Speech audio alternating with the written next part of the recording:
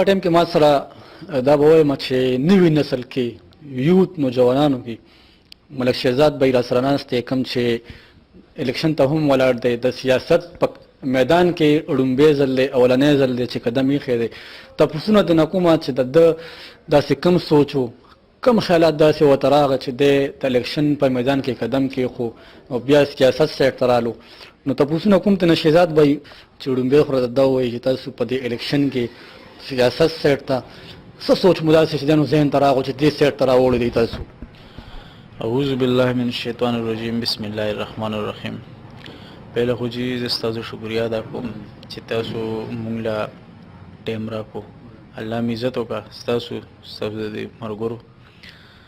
او بعد کې بچي دا ووایو چې مونږ کله نه سر راوچت کړی دی جي په اکبرپوره باندې اکثریت چې کم دی د یو خاندان، د یو سړیو، لکه نسل د نسل لکه چې څنګه یو بادشاهي نظامي که نه، لکه وراثت کې یو انسان ته ملو شوي.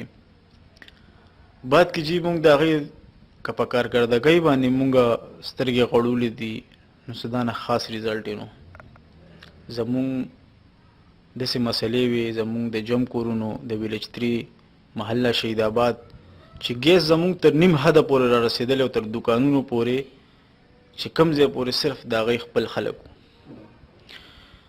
زمونږ اخري دوه کوڅې چې کوم دي چې تقریبا مونږ ته 4 سال بعد هم زمونږ د یو ملګري په کوششونو د هغې په منډو ترړو الله دې عزت وکړي پرویز خټک ته ډېر مطلب دغه وشو، نو هغې د وجې بیا چې کوم دی هغه پیپونه هغې راوړه، هغه ولګېده.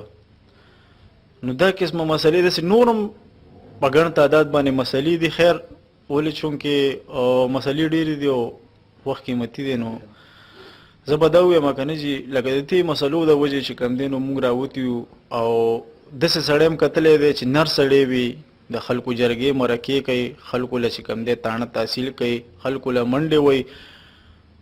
وکیل شاه صاحب یو داسې انسان دی چې بغیر حکومته بغیر څه د عهدې نه هغه چې کوم دی د خلکو سره ډېرې منډې والي دي. نو صرف په دغه سوچ باندې مونږ چې کوم دی نو دی سره ملګري شوي یو.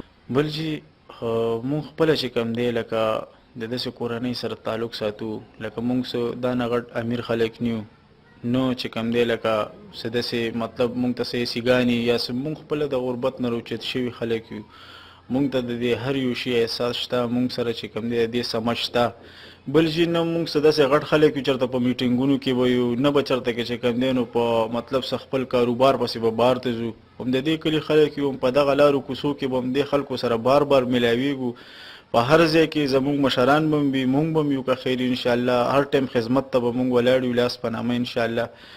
نو دې د وجې چې کوم دی نو مونږ میدان ته راوتي یو او یو نر سړي له هم لاس ورکړی دی. جي اخره کې زموږ عوامو ته څه میسج ورکړي؟ آخري بس خپل میسج ورکړه د 19 تاریخ کوم ورځ د هغې حوالې سره میسج ورکړه.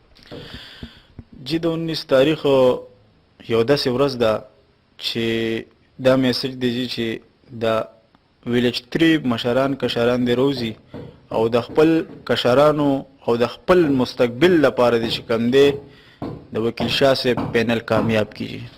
ډېره مننه جي ستاسو.